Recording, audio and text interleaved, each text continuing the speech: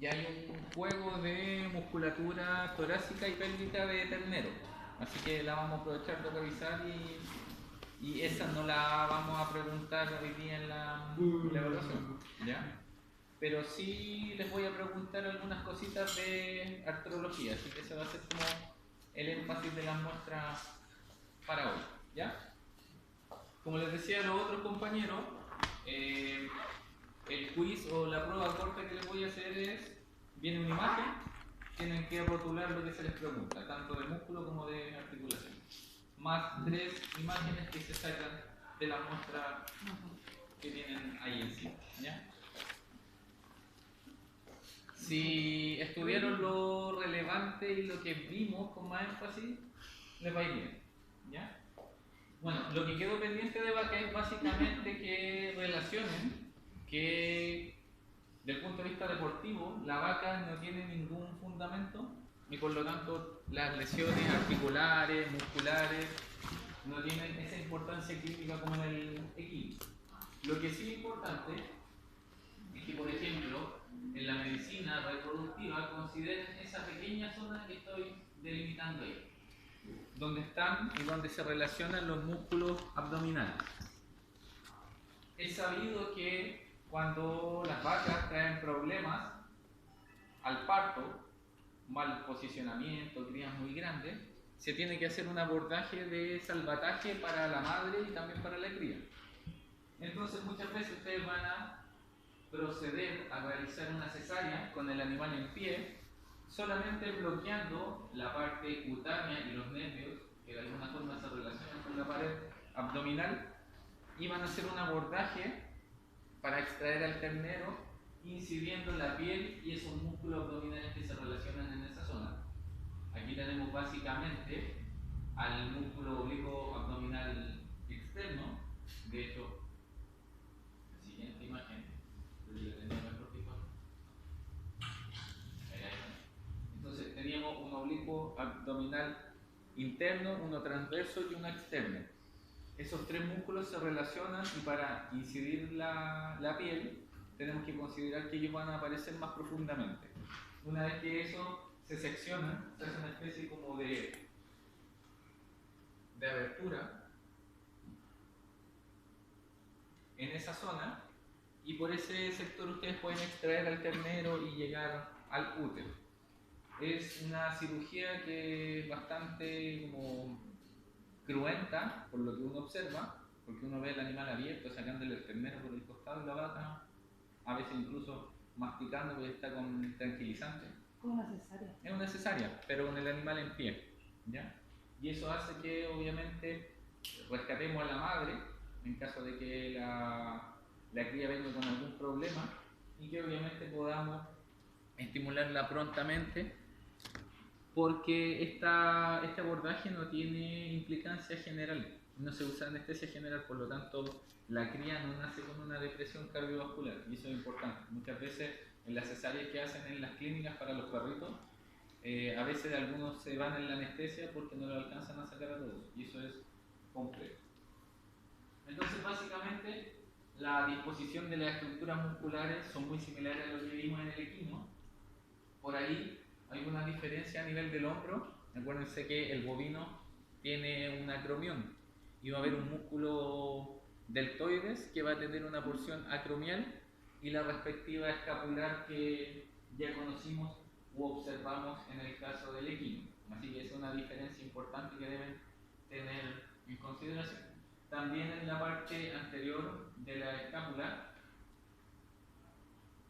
va a existir un músculo subclavio, que era tanto en el equino como en el bovino. En los rumiantes pequeños ni en el canino están presentes. Eso que ven ahí es una maravilla de trabajo de disección. Son los trabajos que hace el alemán von Hagens con la famosa técnica de la plastinación. Ese animal es un animal real que está disecado y que de alguna forma colorearon los músculos con unos pigmentos especiales para darle realce, ya que los músculos quedan como medio opacos, oscuros, medio cafezosos, pero sí, lo importante es que están casi todos diseccionados y bien dispuestos. Entonces aquí pueden observar con claridad las estructuras del antebrazo, el tríceps, por ejemplo, los que se relacionan con el hombro, por acá arriba el trapecio, el ancho dorsal, los músculos abdominales en esa zona. Por ejemplo, acá tenemos el brachiocefálico, que va hacia la cabeza, algunos músculos faciales y masticatorios. Entonces, esta estructura... ¿Ese es el el que está sobre el brachiocefálico en el cráneo? ¿Ese de acá? Ese es el brachiocefálico, ¿no? Claro. ¿Y arriba? Acá arriba... No, ese imagínate que... Sí. En esta zona viene el esplenio y también viene el homo transverso. El esplenio tiende a ser incluso un poquito más marcado cuando el cuello está extendido. Bueno, así que en esa zona observamos la tabla del cuello. Entonces aquí como la posición de la imagen y de la foto no es la mejor, no se observa con claridad en particular. ¿Ya?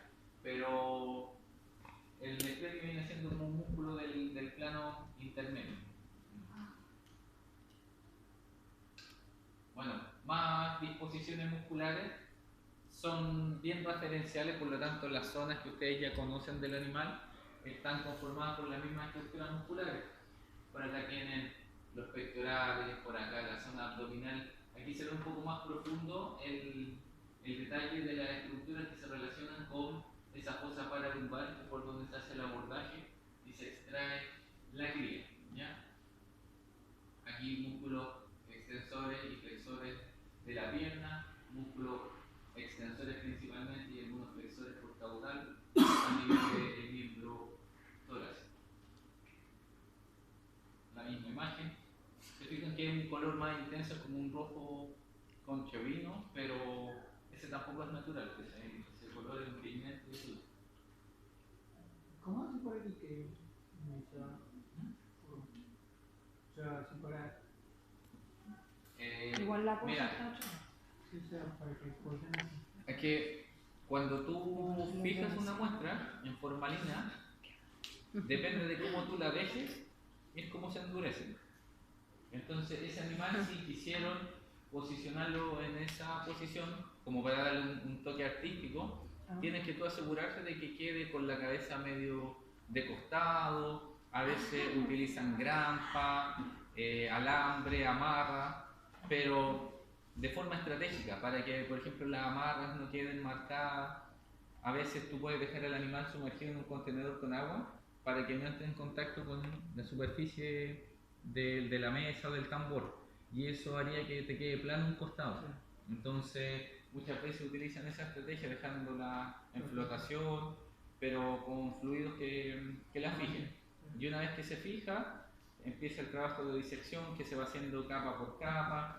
Estos animales los trabajan muchas personas al mismo tiempo, están horas trabajando. Yo, por ejemplo, en mi universidad, cuando diseco, invierto muchas horas, de repente en 2 o 3 músculos, pero para que te quede lo más bonito posible. Entonces estos trabajos tienen muchas horas y hombres involucrados en el proceso. Pero después de 6 meses logran un trabajo así de bonito presentable.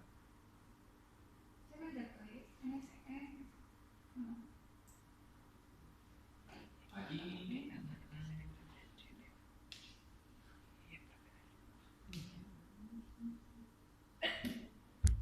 no está como disecado específicamente. De hecho está como agregado en esta zona. Pero no se ve como la separación propia del mundo.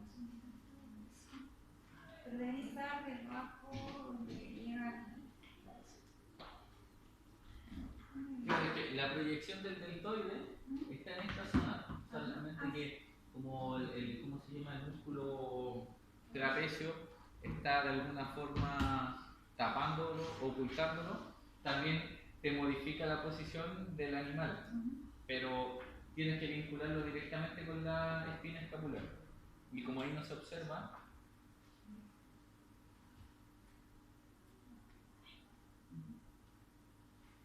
bueno, esas imágenes, porque no se ven todo bien, pero estas imágenes que están ahí son las que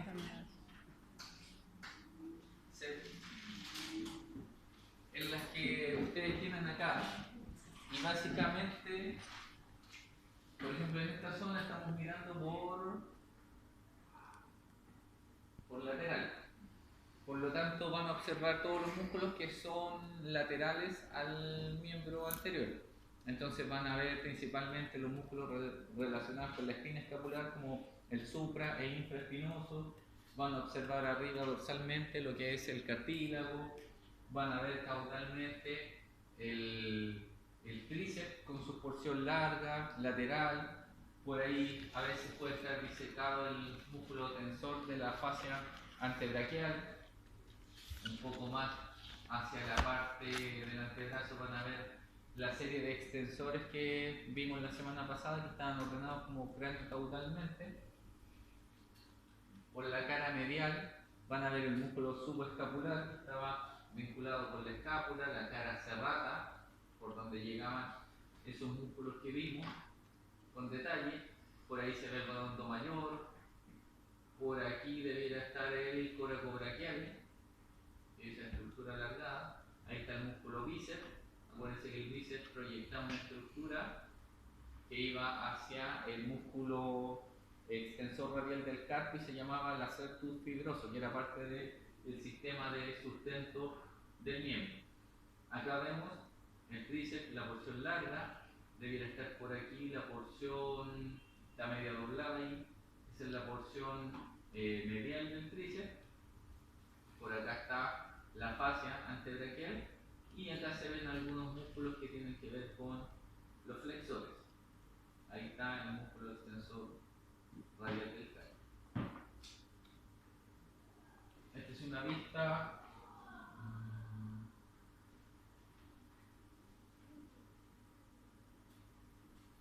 creo que esta es una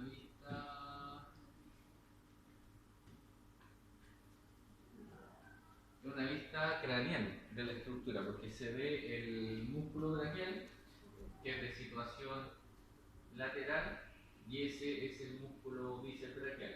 Por lo tanto, aquí está la zona del antebrazo y acá hay algunas estructuras que se proyectan hacia la parte distal. Eso es más fácil verlo en la muestra en vivo.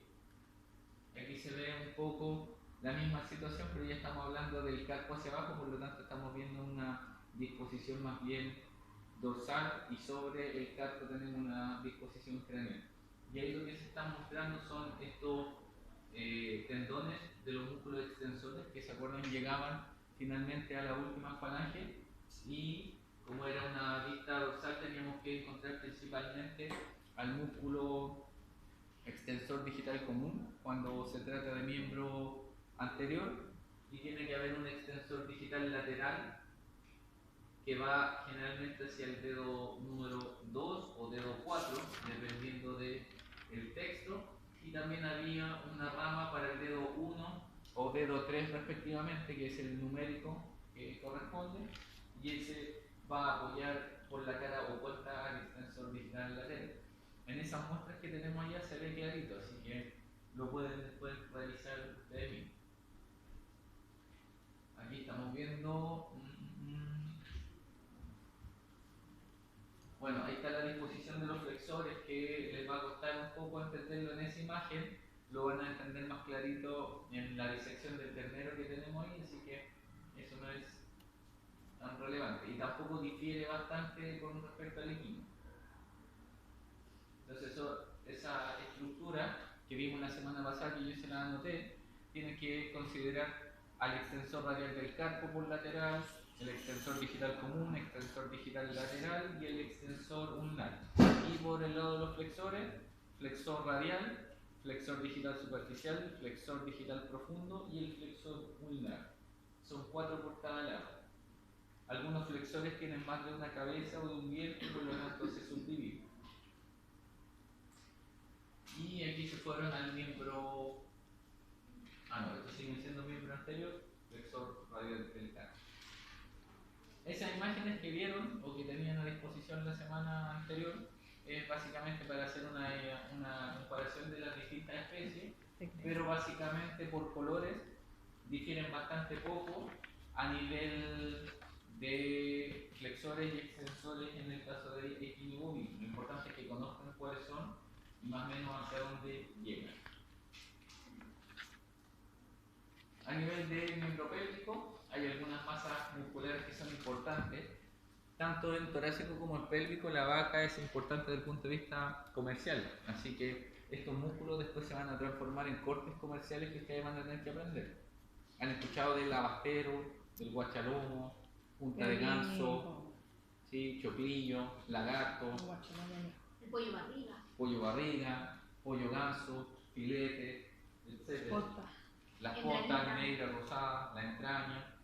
Y así, primero tienen que recordar las estructuras musculares generales y luego los cortes carniceros que van a tener ciertos nombres y algunas relaciones. Es como interesante, pero es un trabajo muy técnico el concepto del desposte. Cualquiera lo hace, pero con una estrategia muy... ¿Cuál es el corte de guachalomo? ¿Cuál parte del animal? El guachalomo, a ver, voy a ver si tengo una imagen de una vaca general. El guachalomo viene siendo como esta zona. Por lo tanto, ahí tú tienes partes ¿Sabes por qué de... te pregunto?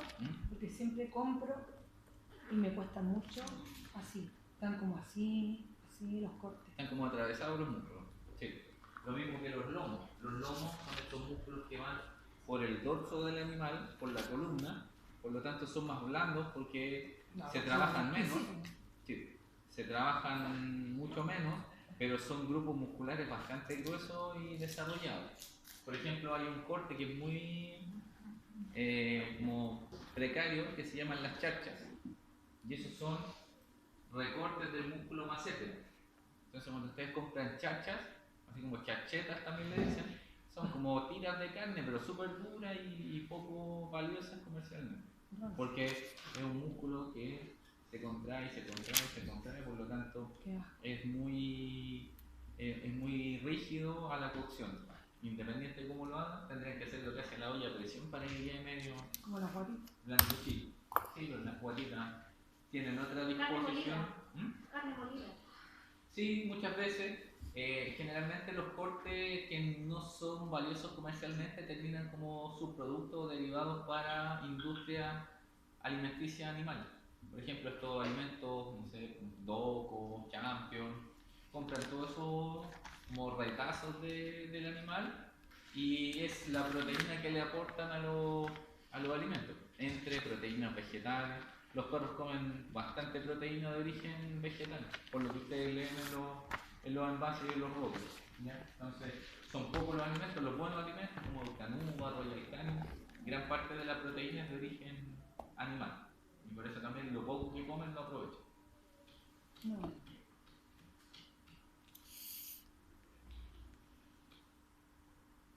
Bueno, en el miembro pélvico habían algunas masas musculares principales, como por ejemplo los cuádriceps, que van a ser estructuras musculares compuestas por un músculo recto anterior, algunos vastos lateral medial y un vasto intermedio que van en esta zona, ¿sí? Tenemos un bíceps femoral que es de situación lateral, pero en la vaca está fusionado con el glúteo, por lo tanto se denomina glúteo bíceps, que es una diferencia también considerable con respecto al equino. Aquí se ve parte del vasto lateral, aquí está el tensor de la fascia lata, y aquí está parte del glúteo medio. Por lo tanto, el glúteo superficial es el que de alguna forma se pierde y se fusiona con el músculo bíceps femoral. Pero el glúteo bíceps, ese músculo solamente está en los bovinos. En la vaca sí, porque es como una fusión entre el glúteo superficial y el músculo bíceps femoral. Entonces no lo van a encontrar como nada. Hay algunos músculos que son un poco más internos, como el sartorio, que es un músculo que va por la cara interna y se relaciona con el margen medial de lo que es la rótula. Acá está el semimembranoso, que siempre es de situación más medial, por lo tanto, por una vista medial ustedes lo van a encontrar con claridad. Un músculo que es mucho más caudal, que es el semitendinoso, sector donde tradicionalmente en los animales como el perro y el gato se aplican inyecciones intramusculares. En el ganado de carne yo no puedo lesionar músculos importantes, porque es carne que voy a perder para la venta o que voy a perder cotización económica. Entonces muchas veces las inyecciones se aplican o subcutáneos o en músculos que no son tan importantes en el animal. Por ejemplo, ponérselo en los antebrazos, el osobuco o por ejemplo, esos cortes no tienen mayor relevancia, son más económicos. Si tú dañas una posta rosada, una posta negra, pierdes más plata comercialmente hablando. Entonces también hay que cuidar esos cortes cuando practicamos medicina clínica. Había un musculito, que no sé si lo recuerdan, que era el pectinio, que era como un dulcecito, que era bastante tendón por los lados y estaba muy relacionado, ese de ahí, que es como un triangulito pero que tiene un tendón bastante prominente. Y los que eran un poco más relevantes son los que estaban situados en la zona de la pierna, donde teníamos un tibial craneal que era bastante manifiesto, relacionado con la tuberosidad tibial. Después teníamos un tercer fibular que se relacionaba principalmente en el bovino con una estructura muscular muy manifiesta, a diferencia del equino que era una estructura tendinosa prácticamente. Después venía, a diferencia de lo que ocurre en el miembro anterior, un extensor digital largo. Ese extensor digital largo va a llegar al dedo 3 y 4 respectivamente en la vaca. Ese es el equivalente al extensor digital común en el miembro anterior.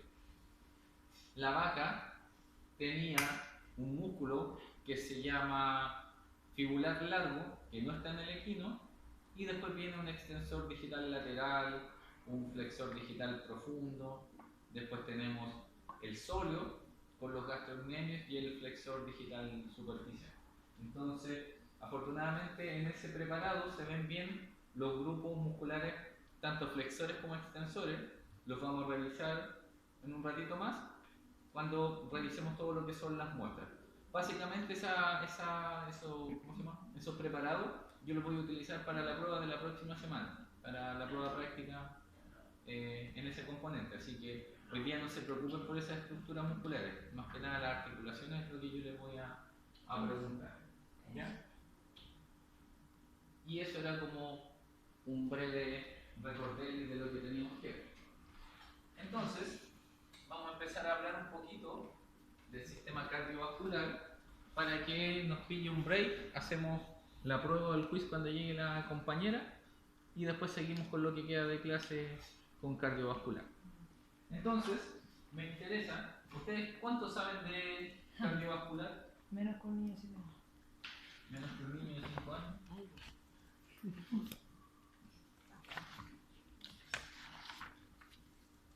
Básicamente las primeras 3 carpetas son lo que vamos a ver. Lo otro es sistema linfático, lo otro son vasos faciales, vasos abdominales que no tienen tanta relevancia hasta que no lleguemos a digestivo. Así que ahí vamos a ir integrando algunas Uno cosas. sabe lo básico. Ya, La pero eso, ¿ah? La diástole, Ya, es que eso es un componente de ay, mira lo fisiología. mismo del año. ¿Eso les mostraron? Te perdiste el control. Mabe, ándate, vuelven 20 minutos más. ¿Hola? Ya, entonces, yo creo que uno de los sistemas interesantes que hay en anatomía es el sistema cardiovascular. Para algunos se vuelve complejo, para otros se vuelve bastante entretenido porque es como una ruta que está intercomunicada y que llega a ciertos lados donde no hay como perderse. Son como calles donde uno sabe dónde puede llegar y con qué órganos se relaciona. Entonces, a grosso modo, existe una circulación mayor y una menor, ¿no es cierto? ¿Cuál es la mayor?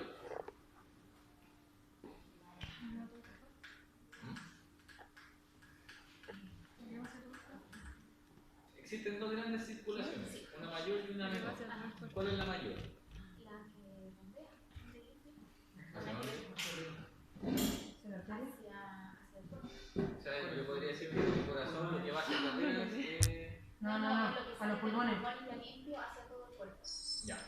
La circulación mayor generalmente se relaciona con el corazón izquierdo y es la sangre cargada en oxígeno que tiene que salir vía aorta a las distintas partes del cuerpo. Eso implica cabeza, cuello, encéfalo, miembros, por ejemplo, y también abdomen y músculo musculatura o estructuras pélvicas en los miembros. En cambio, la menor se relaciona con un corazón derecho, que básicamente es subir al pulmón, intercambiar el CO2 por oxígeno y volver al corazón izquierdo. ¿Sí? Ya. Eso es como lo general, y los flujos y los diagramas están ahí. ¿Había una imagen por ahí? ¿Estaba bien? A las dos aurículas o ventrículos se les llama un corazón, ¿no corazón?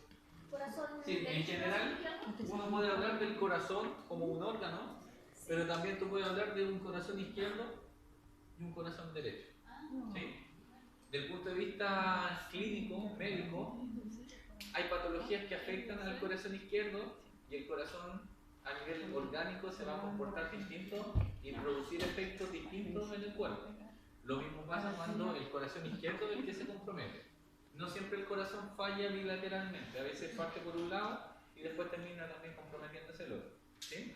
Pero es importante porque estas relaciones determinan cosas muy importantes que ustedes van a aprender después, como por ejemplo la relación con el pulmón y el hígado. Cuando se afecta el corazón izquierdo, los daños son hacia atrás.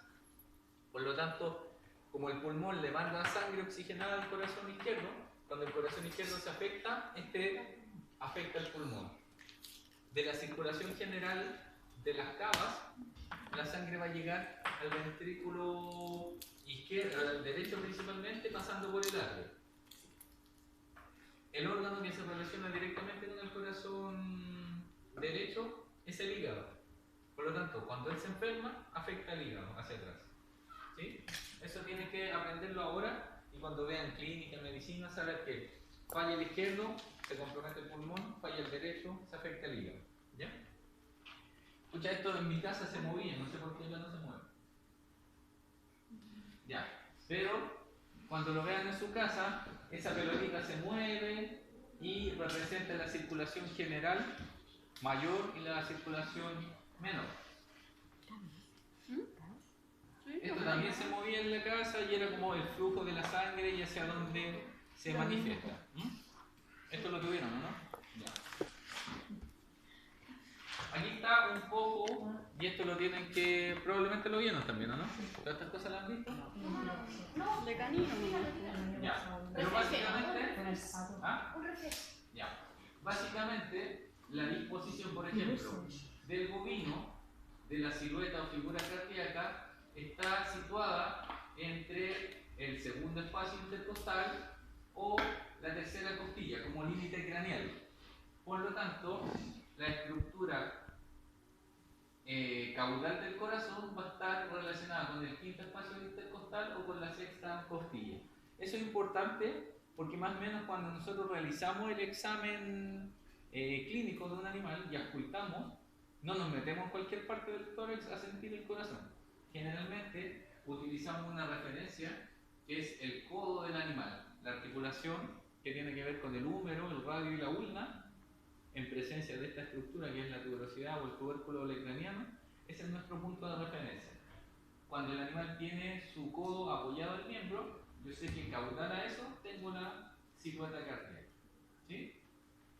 En el caso del equino, se utiliza el segundo espacio intercostal o la tercera costilla como límite craneal y la sexta costilla o el sexto espacio intercostal como límite caudal. Esos son valores que deben conocer y manejar. Y en el caso del perro, desde la tercera costilla hasta la séptima costilla más o menos, o el sexto espacio intercostal. Entonces, básicamente hay un pequeño retraso en el caso del canino, pero también porque el corazón del canino, voy a hacer el dibujo como básico, ¿no? Está como inclinado en su eje. Por lo tanto, abarca más número de costillas. El corazón de la vaca y del equino están como posicionados más verticalmente, por lo tanto eso le disminuye un poco la orientación respecto al tórax. Ahí está un poco la estructura diagramada. El corazón tiene aspecto de cono, es estrecho en el vértice y amplio en la base. Eso es básicamente porque cuando se contrae, la idea es eyectar la sangre. Un cono saca mejor la sangre que un globo. Entonces cuando el corazón se enferma se vuelve globoso y eso hace que la contracción no sea tan simétrica y a veces mandemos poquita sangre hacia afuera y se nos quede una gran cantidad dentro por algún tipo de falla a nivel de la estructura anatómica. La disposición del tórax como jaula y como elemento protectivo es muy relevante porque no solamente se protege el corazón, sino que los pulmones, algunas estructuras que pasan por el mediastino como el esófago, los grandes vasos, cuando el animal es pequeño está el timo, ¿ya? Es una estructura protectiva muy relevante y está relacionada tanto con la columna como con el esternón, por lo tanto una estructura bien considerable y firme. Y en el caso de estas especies ustedes saben que difieren, la vaca con 13 pares costales, el equino con 18 y algunas razas árabes creo que tienen 17 pares de costillas, tienen una menos. Entonces cuando uno se enfrenta a un caballo, clínicamente, uno dice ya, es grandote esta bestia, pero ¿dónde diablo le pillo el corazón? Entonces, ustedes recuerdan el dato que yo les di, se van al codo, y aquí ya en esta zona tenemos el campo de auscultación cardíaca. Entonces ahí basta con que ustedes se muevan un poquito. Ahora, ¿se acuerdan que en el corazón internamente, este es un dato semiológico que les va a servir cuando tengan exploración clínica?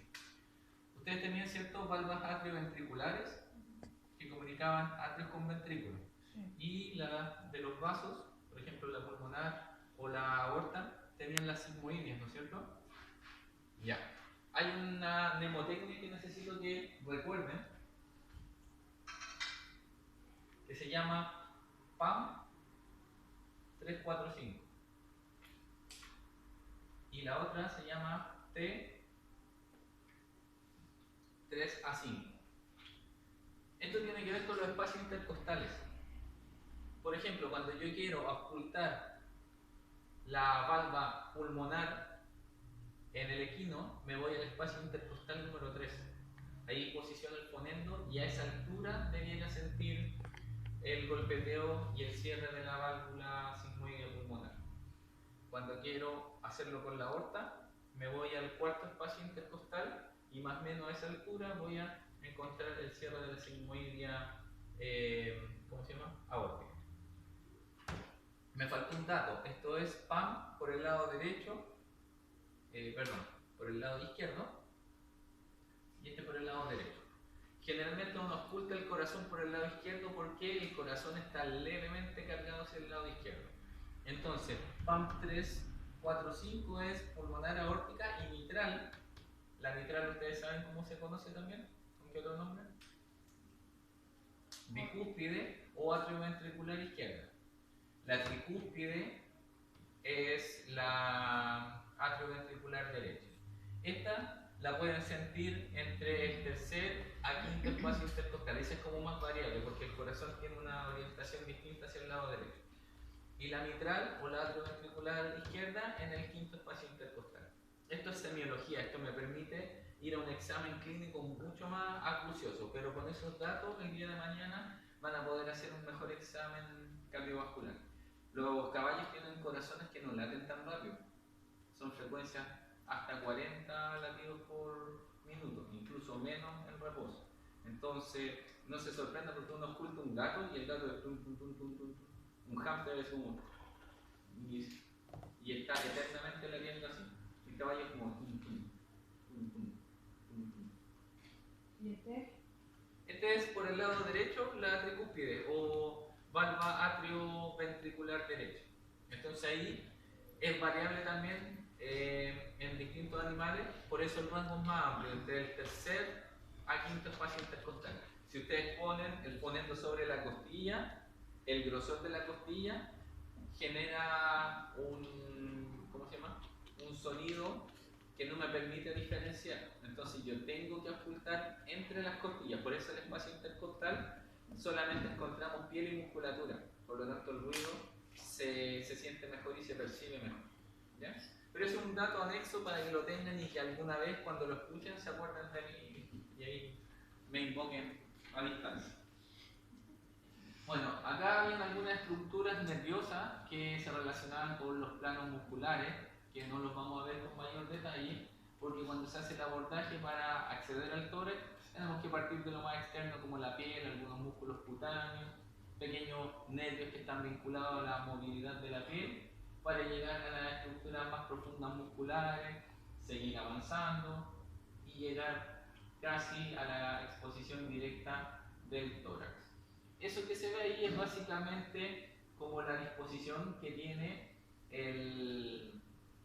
¿cómo se llama? El diafragma, con esa cúpula que forma. Acuérdense que el diafragma es un músculo muy importante que participa en la ventilación y en la mecánica pulmonar. Sin el diafragma nosotros no tendríamos como ese efecto de jeringa que se produce con el émbolo para incorporar aire desde afuera y sacar el aire. Esa presión negativa es de gran manera generada por esta contracción y relajación del diafragma. Entonces eso que se ve con rojo dice domo del diafragma o cúpula diafragmática, y lo que se ve con azul es como la línea costo-diafragmática, que se relaciona directamente con la inserción del diafragma y la vinculación hacia la barrilla costal. Entonces se van a dar cuenta que no necesariamente el diafragma se posiciona en la última costilla con la que se está vinculando o con la que de alguna forma le permite dirigirse hacia el esternón. Por ejemplo, en el caso del perro y el gato, el diafragma tiene una proyección que abarca hartas, ¿cómo se llama?, costillas, y eso hace de que tenga una cúpula bastante profunda. Por lo tanto, en esta zona vamos a encontrar el hígado, por ejemplo, que es un órgano bien craneal y que está dentro de la jaula torácica. Entonces, como que el diafragma va invertido por dentro del tórax, y eso hace de que haya órganos tanto postdiafragmáticos como torácicos de lleno. Ahí, si se fijan, ese límite como de color azul marca el límite que utiliza el diafragma dentro del tórax. Por ahí alguien mencionó un corte comercial bien sabroso. Sí, la entrañita La y el entrañita. pollo barriga. Ay, antes era tan barata la entraña, ahora está tan cara. Es que después se avisparon de que era blandita y era rica, pero al principio uno El la pollo barriga comía. saladito. Claro. Entonces, esos musculitos son importantes y son los que se relacionan con estos cortes comerciales. Ahora, si ustedes se fijan, el tórax de un equino es bastante manifiesto. Por lo tanto, los pulmones también tienen un gran espacio que utilizar dentro de este tórax. La vaca, genéticamente la hemos ido seleccionando para que sea un animal con un abdomen muy grande, para que tenga una función digestiva muy manifiesta, pero en desmedro de una jaula torácica. Entonces la vaca generalmente, cuando hace patología infecciosa, colapsa fácilmente su pulmón porque el pulmón es pequeño en proporción. Entonces las infecciones se masifican en el pulmón, se pasan del lado derecho a izquierdo, y el pulmón es bastante precario en cuanto al tamaño de los bovinos. Entonces sufren bastante, es un órgano muy afectado.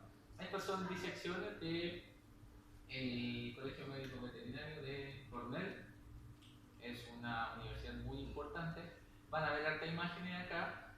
Las últimas son un poco engorrosas porque hay mucho corte, mucho número, pero aquí me interesa más que nada que tengan como una relación. El límite para la auscultación, por ejemplo, torácica en el animal es, si ustedes se van arriba, desde el lomo, posicionan una palma desde el proceso espinoso hasta la base de su mano, más o menos. Todo eso viene siendo segmento vertebral. Por lo tanto, de ahí hacia abajo nosotros podemos hacer la auscultación cardiopulmonar. Incluso la cardiopulmonar es mucho más densa. Entonces, cuando ustedes estén con un animal en vivo, ponen su mano desde aquí hacia abajo y más o menos van a llegar a ese límite. De aquí hacia abajo se puede hacer la auscultación pulmonar.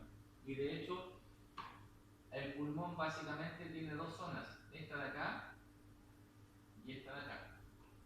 Antes muchas veces le llaman espacio muerto, y solamente lo pueden medir cuando el animal está en movimiento, en actividad. En general, el resto del segmento pulmonar está siendo trabajado en el reposo. Entonces, por ejemplo, cuando hay patología respiratoria, nosotros tenemos que forzar al animal para poder aplicar ciertas zonas que no están siendo manifestadas con claridad en el reposo. Más de lo mismo. Por ahí, con esa disección están mostrando la zona por donde se extiende el corazón, y ese es como un gran espacio que deben considerar, porque el corazón está apoyado al esternón, está bastante craneal y ventral a la situación del tórax, y principalmente lo van a ver cargado hacia el lado izquierdo. Por lo tanto, cuando veamos tórax o veamos, por ejemplo, pulmones, por estar cargado el corazón al lado izquierdo, el pulmón más desarrollado va a ser el del lado derecho, tiene más lobos. En cambio, el izquierdo es más pequeño en cuanto a la segmentación. Lo mismo, aquí ya le hemos volado algunas costillas para que se vean más en profundidad, pero si se fijan, ahí está la silueta cardíaca envuelta en un saco pericárdico que, dependiendo del animal, puede tener más o menor cantidad de grasa. Una vez que el animal alcanza como la edad zootécnica, ya empieza a depositar grasa con mayor abundancia. Aquí hay una vista por el lado opuesto, por el lado derecho, y ahí se ve el corazón un poquito más oculto. Por lo tanto, para revisar esa valva tricuspidia, aquí tendríamos el tercer espacio intercostal, por aquí debería ir otra costilla, el cuarto más o menos, y el quinto. Entre este espacio ustedes pueden evaluar dicha valva cardíaca.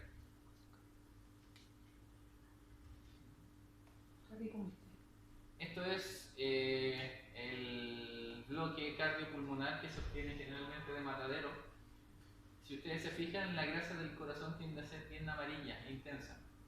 Dentro del metabolismo que tiene el equino, deposita bastantes carotenos. Entonces, las estructuras en sí tienen bastante beta-carotenos y se ve así como anaranjado, amarillento. Es un elemento que me permite diferenciar cuando tengo corazones en fresco de una especie respecto a la otra. La vaca tiene una grasa mucho más pálida, mucho más amarillenta, es como la grasa del pollo. La grasa del equino es más anaranjada, mucho más clarita y bonita respecto a la conformación anatómica. Y otra característica es que los pulmones del equino no están como tan lobados o es que en sí tan ese segmentados. caballo está bien, su carne súper buena, porque es como la más limpia, me han dicho. No sé si será cierto o no, que el caballo no come cualquier mugre como otros animales. Es que, por ejemplo, cuando se realizan crianzas de equino, generalmente es equino a pastoreo, por lo tanto es una dieta muy natural, muy cercana al origen del animal. En cambio, una vaca que la engordamos, le metemos guano de pollo, saborizantes, melaza. Cuando tengan nutrición y alimentación, van a aprender que, por ejemplo, cuando se crían aves, por ejemplo en Arizona, en estos grandes planteles, le ponen una cama a los pollos para que pisen ahí, pues. Ellos defecan, botan alimento, hacen una serie de mezclas en esa cama. Esa cama tiene elementos que son altos en nitrógeno, pero solamente las vacas y los rumiantes la pueden aprovechar. Entonces se la mezclan como con melaza, con saborizantes, se la dan de comer y se la mezclan con el alimento, la vaca lo aprovecha, la consume y claramente está comiendo desechos de otro animal.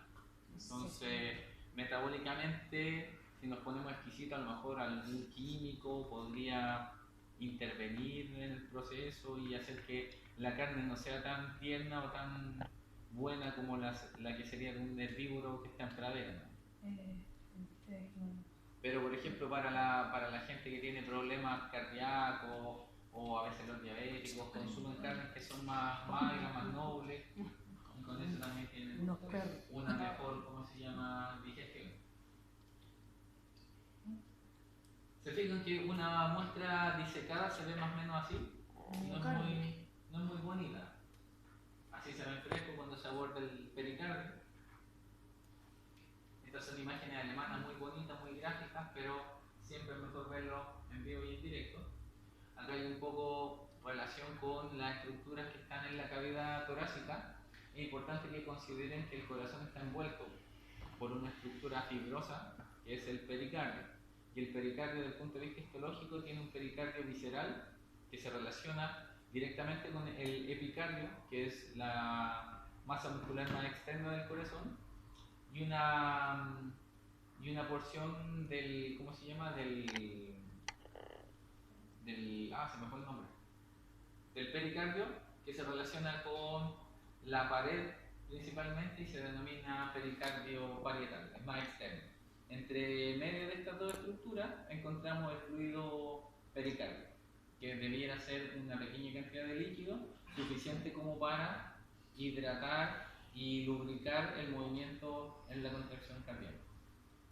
Patológicamente al pericardio se le puede meter pus, aire, líquido, y ahí va adquiriendo el nombre según la entidad. Puede haber un hidropericardio, un hemopericardio, un neumopericardio, cuando hay afecciones puntuales. A las vacas, por ejemplo, hay un traumatismo que ocurre en el sistema digestivo. A veces se tragan clavos, fierro, y del retículo, que es uno de los estómagos, perfora el diafragma o hacia los pulmones o hacia el corazón. Entonces se pueden inyectar bacterias desde el rumen y desde el retículo hacia el corazón. Y eso genera una pericarditis traumática que genera gran cantidad de pus en el saco pericardio. Y eso es porque a veces cuando desarman los fardos, los alambres quedan metidos por ahí o se oxidan los alambres y quedan en el suelo. Y la vaca, como no es muy selectiva, saca la lengua y ¡pam! Entonces alambres, vidrios, clavos, se pueden. A veces a las vacas les dan a ingerir imanes, como un Kinder sorpresa. Alguno comió cuando chico, ¿no? Que eran como unas capsulitas. Se la dan a ingerir, cae en el retículo y cualquier alambre o elemento metálico que ingiera el animal va a quedar adosado a ese imán. Entonces no genera tanto daño la presencia de un cuerpo penetrante. Break, profe. Tranquila. Que tengo que mostrar las generalidades porque después me voy a enfocar en la estructura que tenemos. Esa imagen es más que aclaratoria. Tenemos un corazón izquierdo y un corazón derecho, que está subdividido. Ahora, probablemente ustedes se lo aprendieron como de el surco coronario que rodea el corazón. De ahí hacia arriba tenemos los atrios, de ahí hacia abajo tenemos los ventrículos. Un dato rosa que nunca se les debe olvidar es que el corazón izquierdo llega al ápex. Por lo tanto, siempre que vea el ápex o la punta del corazón es ventrículo izquierdo. ¿Sí? Cuando hagan necropsia y vean el corazón, si se pierden, miren la punta y la punta indica corazón izquierdo. Proporcionalmente el corazón izquierdo es más grueso muscularmente. Es 3 veces más grueso que el derecho. Y esa también es referencia. Este surco coronario, que permite la disposición de los vasos coronarios, que son importantes para la irrigación y nutrición del corazón, prolonga. Sí. El corazón, como buena bomba, es el primero que se irriga cuando manda sangre a circulación. Si ustedes abren la aorta, van a ver unos agujeritos, que son la abertura de los vasos coronarios. Entonces, el primero que agarra el primer flujo de sangre rico en oxígeno es el mismo corazón. Tiene que estar él bien para poder ayudar y transportar oxígeno para el vaso. Entonces, el corazón también ustedes van a ver una estructura que son estas de acá, que son vasos sanguíneos. Por el lado derecho, ustedes van a observar este de acá, que es el surco subsinusal, que divide el lado izquierdo del derecho. Y por el lado izquierdo van a ver esta rama, que es el surco paraconal. Porque yo sé que esta es una vista del lado izquierdo y la otra es un lado derecho. ¿Cómo podrían determinarlo? Los lápices. Es que el ápex está llegando a ventral, así que no me dice mucho. Por ejemplo, si yo tengo un corazón ahí y tengo una estructura así, y tengo otro que está acá, hacia acá. Un gran vaso que se está viendo ahí arriba. El cielo. La aorta, ¿para dónde va? Arriba. ¿Para craneal o para caudal? Craneal.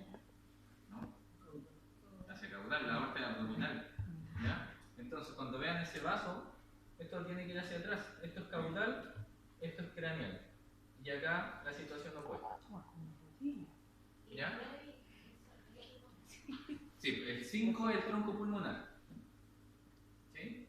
Entonces ahí hay una vinculación. De hecho, el 8 es el ligamento arterioso. ¿Se acuerdan de eso? Que es una comunicación que existía a nivel. Claro, en ambiente embrional o fetal, eso está abierto. Pero si se mantiene abierto en la vida extrauterina, eso es patológico. Y se nos mezcla la sangre y genera problemas. Lo mismo que el agujero oval, que estaba a nivel de los atrios, era un agujero que estaba ahí, comunicaba los atrios. En los terneros es normal casi hasta el año y tanto de edad. Después de eso se cierra. Pero en un perrito, en un gatito, que eso está abierto, es patológico. ¿Sí? Entonces, eso tenemos que considerar. Y bueno, volví a esto porque la aorta, como es abdominal, cuando sale del corazón, lo vamos a hacer con el corazón de San Valentín, tiene una aorta ascendente, un arco o callado aórtico y después se vuelve hacia el lado o la situación opuesta. ¿Sí? En el caso del humano es así, en el caso de nuestra especie es así y se va hacia atrás. Y de ahí sale el tronco brachiocefálico, la subclave, etc. ¿Ya? Entonces, cuando vean la aorta indica caudal, abdomen para atrás. Esto yo sé que lo estoy mirando por el lado izquierdo. Y esto lo estoy mirando por el otro lado, por el lado derecho. Cuando ustedes vean esa estructura, que son las aurículas, es el lado izquierdo. Se llama cara auricular.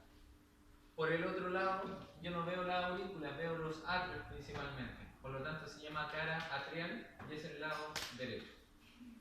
Es más fácil identificar la pulmonar. Sí.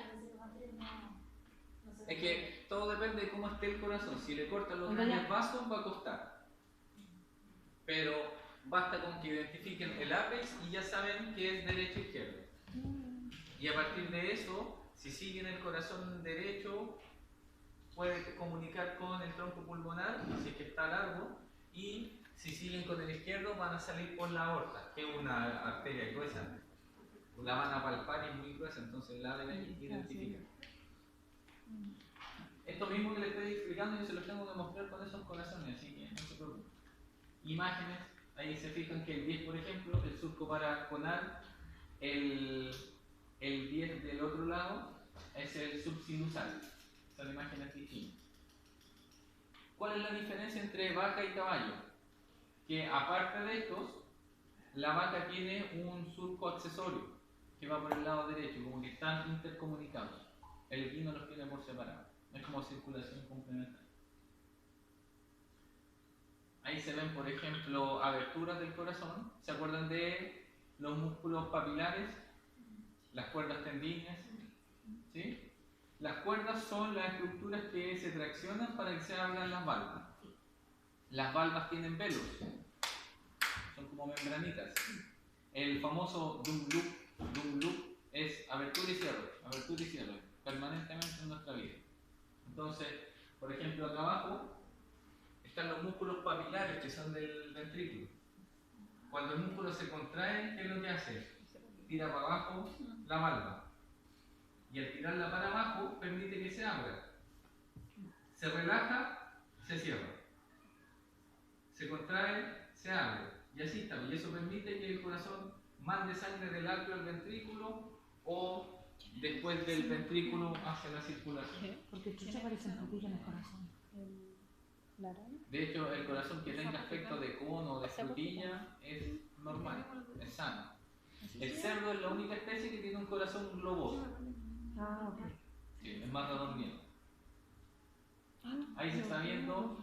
Si yo les pregunto diferencia entre atrio entre atrio y aurícula, porque cuando uno era chico, a mí me enseñaron las aurículas y los ventrículos. De hecho, yo me puse a revisar tiempo atrás un libro santillano, como de primero medio, y me di cuenta que me enseñaron de forma equívoca el siglo cardíaco. me decían que las venas pulmonares llegaban al atrio derecho. Me mintieron, yo me lo aprendí así.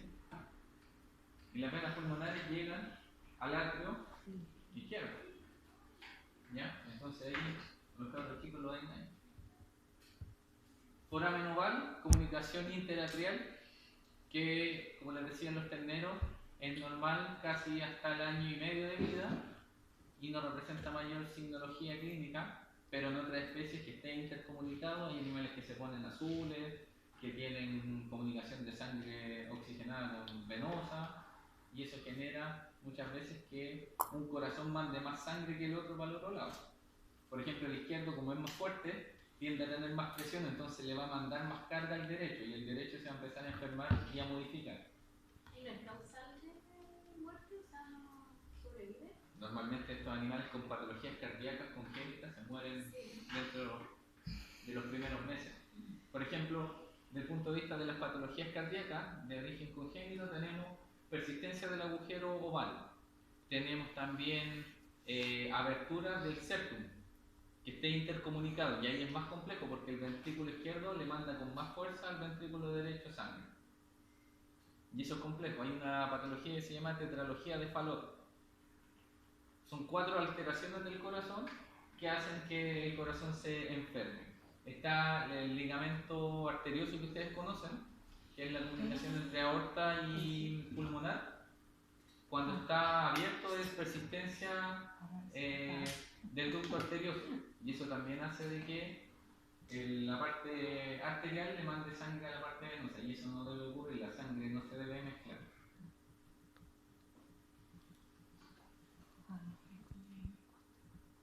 Ahí se ve una disección interna donde se muestran principalmente la estructura, como por ejemplo los músculos pectinados, músculos que están presentes en los atrios.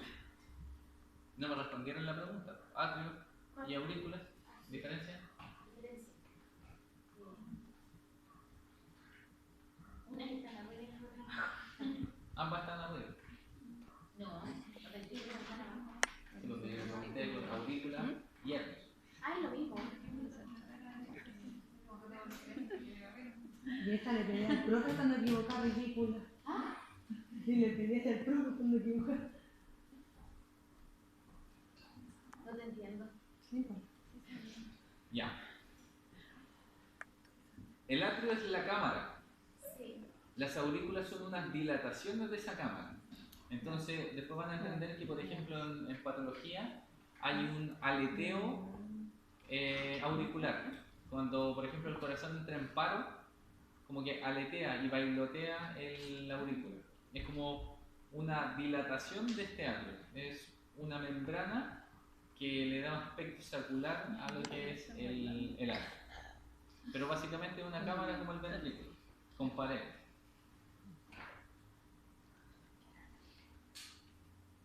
Flujos, eso me imagino que lo conocen. Básicamente la sangre llega por las venas cavas, tanto craneal como frontal, al atrio derecho, después pasamos al ventrículo derecho, del ventrículo derecho nos vamos al pulmón, del pulmón bajamos, llegamos al atrio izquierdo, pasamos al ventrículo izquierdo y nos vamos por la aorta hacia el resto del organismo.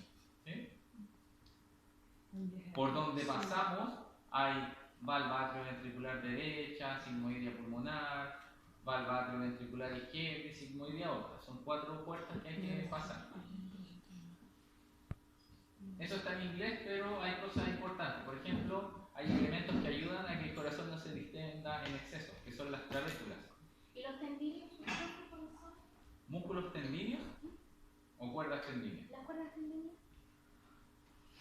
Mira, cuando teníamos Ah, la valva, es como la membranita. Estas son las cuerdas tendíneas. sí. Y abajo había músculos papilares. Entonces, cuando esto se contrae, esto también baja y permite de que se abra. Entonces, ingresa sangre a la cavidad. ¿Sí? Músculo papilar es aventrículo como trabéculas carnosas, o músculos pectinados es a atrios. ¿Sí? Entonces, ustedes tienen músculo papilar en ventrículos y inclinados en atrios. Esa es una constante. Todas estas cosas les van a quedar mucho más claras cuando lo vean en la estructura anatómica. Pero, por ejemplo, al centro del corazón, que divide derecho e izquierdo, hay un septum, un tabique interventricular. Y eso genera dos cámaras separadas. Esas trabéculas septomarginales se denominan septomarginales porque van desde los márgenes de las paredes al septum, que es la cara interna del corazón. Eso que están afirmando ahí con la pinza, ¿qué sería? Cuerda tendina, arriba son medio amarillito, son los velos de las valvas o válvulas, y lo de abajo que está como con el ganchito, Los papilares. papilar. ¿Sí? Ahora, fíjense en esto es importante. Por ejemplo, los perros que tienen una pésima higiene bucal y que tienen tártaro pegado, por una cosa de vecindad anatómica y de flujo sanguíneo, esas bacterias pasan a circulación. Se van por la circulación general, llegan y por una u otra forma se alojan en las valvas atrioventriculares derechas. Se forman como una especie de coliflores, grumos en las valvas atrioventriculares, y eso se conoce como endocarditis bacteriana. Son bacterias que salen de estas zonas, migran y tienen como foco el corazón. A veces pueden tener una endocarditis valvular por bacterias, y es solamente por mala higiene. Años y años que el animal tenga bacterias en el hocico que no fueron tratadas pueden tener consecuencias cardíacas. Y no solamente en animales, también en personas. Así que ojo con la higiene bucal y dental. Ahí se ven un poco más manifiestas las valvas, los músculos, pero eso es el fresquito. Eso amarillo que se ve allá como con la regla en el número 5 son las valvas. Esas son como las membranitas que cierran. Y las semilunares tienen forma de semiluna, por eso se denominan así. Sigmoidea pulmonar o sigmoidea aórtica son como semilunas. Entonces, si ustedes la ven en un corte transversal, son como así. Y obviamente estas cierran herméticamente, ahí me quedan medias fichas, pero ese es como el aspecto que tiene la membranita. ¿Han visto como videos cuando entran al corazón con cámara? Se ven estructuras de ese aspecto. Ahí se ven los papilares. Los músculos papilares. Se ven músculos papilares, se ven trabéculas cárnicas o las de abajo, esto de acá, son los músculos papilares. Ahí están las cuerdas tendinias, por acá hay algunas trabéculas carnosas y acá están los velos valvulares. ¿Qué no le queda claro? Había músculos de la Los nariz. pectines me perdieron, no sé dónde están. Ah, los pectines están arriba en el atrio. En el atrio. Sí. El atrio, Es similar, solo que están en el atrio. sí, pero en el atrio va a haber como que el endocardio tiene como agujeritos. No tiene como estas estructuras tendinosas. Claro, no son como hormanitas, sino que son como perforaciones. Y eso sería los pectines. Pectines. Sí. Después probablemente lo podamos ver aquí. Aquí hizo un corte en fresco, por eso se ve como rosado y una grasa un poco más amarilla. Eso nos dice que eso es el quin. Bueno, y esto, creo que con esto lo dejamos para que vayan al rey. Miren, aquí se cortó transversalmente el corazón. ¿Qué es lo que estamos viendo? Un ventrículo derecho y este es un ventrículo izquierdo. ¿Por qué puedo decir eso con toda certeza? Por el grosor. Yo les dije que el corazón izquierdo debiera ser 3 veces el corazón derecho. Si ustedes evalúan más o menos esa distancia y la repiten acá, más o menos debiera ser 3 veces. Sí, la de arriba, el grosor de la pared de arriba, debiera caber 3 veces aquí más o menos. Eso es normalidad. Si yo encuentro un corazón así de grueso, ya ahí se me excedió la relación 1:3. ¿Sí? Entonces, siempre que evalúe el corazón, después en patología, esta relación de 3 veces es a 1, debe siempre mantenerse. Cuando cambia, ya sea del derecho o del izquierdo, ya estamos hablando de una alteración en el tamaño cameral. Y eso puede hacer de que haya un paciente insuficiente. Por ejemplo, usted aquí ve una cámara pequeña, ¿no es cierto? Y allá una cámara más amplia. Cuando uno ejercita y hace actividad aeróbica, normalmente el corazón crece de aquí hacia afuera. Se vuelve poderoso muscularmente, pero mantiene la cámara. Un paciente que tiene algún problema valvular, o por ejemplo estos individuos que hacen mucha pesa en ambientes de anaerobiosis, el músculo crece hacia adentro y se llama hipertrofia concéntrica. Entonces tiene un músculo poderoso pero con muy poca cámara, entonces con el tiempo se vuelve insuficiente. El ideal es la hipertrofia excéntrica, que crece hacia afuera. Crece el corazón pero no pierde cámara. Los gatos se enfermaban mucho por falta de taurina, ya que antes las dietas comerciales no tenían tanta taurina y hacían una hipertrofia concéntrica. Y a veces tenían tromboembolismo y muertes súbitas por afecciones cardíacas que no se conocía el origen. Ahora es raro que un gato le dé eso porque hasta el alimento más malo comercialmente trae los nutrientes y los aminoácidos esenciales para el humano. ¿Qué se puede decir con la enfermedad de eso? Aquí es más complejo porque... La paratonal, Sí, claro. En este caso yo podría basarme en algunos elementos. Primero, como estoy viendo una pared más gruesa, sé que esto es izquierdo y eso es derecho. Ya lo sitúo espacialmente. Tendría como izquierdo y derecho aquí. ¿Sí? Pero ahí se ve el surco paraconal y la subsinusal. El paraconal nosotros dijimos que estaba cargado más hacia el lado izquierdo, por la cara auricular. El subsinusal debiera ir hacia el lado derecho. Entonces, como eso está acá y el otro está acá, el corazón, posicionalmente hablando, está... Esto es craneal, esto es caudal, esto es lateral izquierdo, esto es lateral derecho. ¿Sí? Es un corte como transversal, pero la cabeza del animal, hagamos como que nos metimos en el tórax del animal, en una cavidad amplia. La cabeza del animal está arriba y la cola hacia abajo. Y con eso ya tuviste. ¿Sí? Ya chicos, vayan un ratito a airear.